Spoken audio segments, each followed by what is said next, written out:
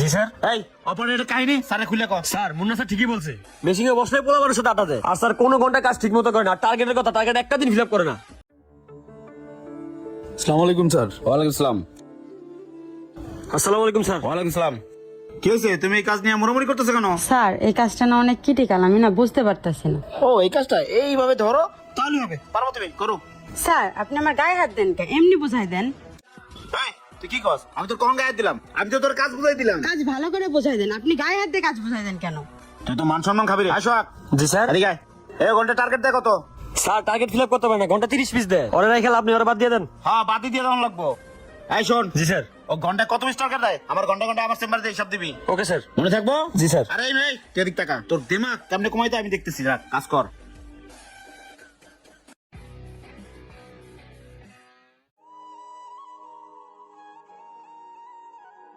কি ব্যাপার মন খারাপ করে বসে রয়েছো কেন? বাসায় খাইতে গেলা না লামছে? না আমি ভাত খাবো না, আমার ক্ষুধা নাই। কেন কি হইছে? দেখো এই চাকরিটা আমি আর করবো না। কি কও? চাকরি করবা না তো করবা কি কও?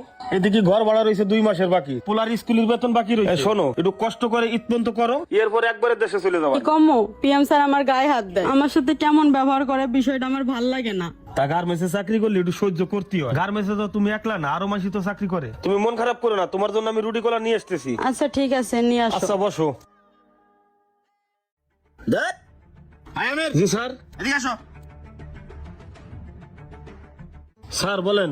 কড়া করে এক কাপ চা দিবা। জি স্যার। আর ওই যে ফার্স্ট লাইন অপারেটর বসা আছে না, ওটা ডেকে নিয়ে আসো। আচ্ছা স্যার।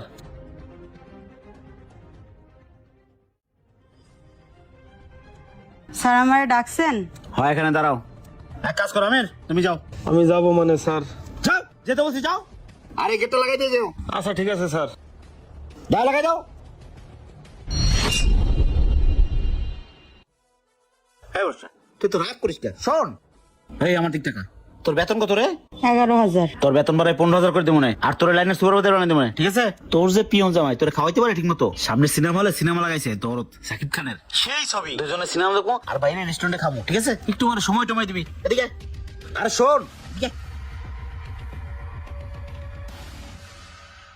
না পাখিটা আজকে হাত দিয়ে বেরিয়ে গেল।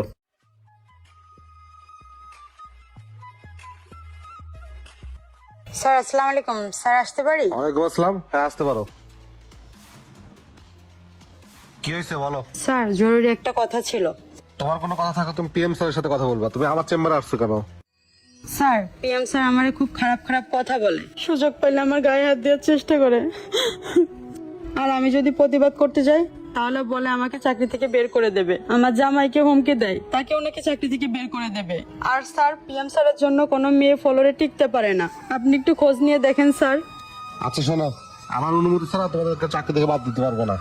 আর গার্মেন্টসে চাকরি করলে এরকম টুকটাক হয়, একটু ম্যানেজ করতে হয়। যাও কাজ করো। আচ্ছা ঠিক আছে স্যার, আসসালামু আলাইকুম। ওয়ালাইকুম আসসালাম। যাও।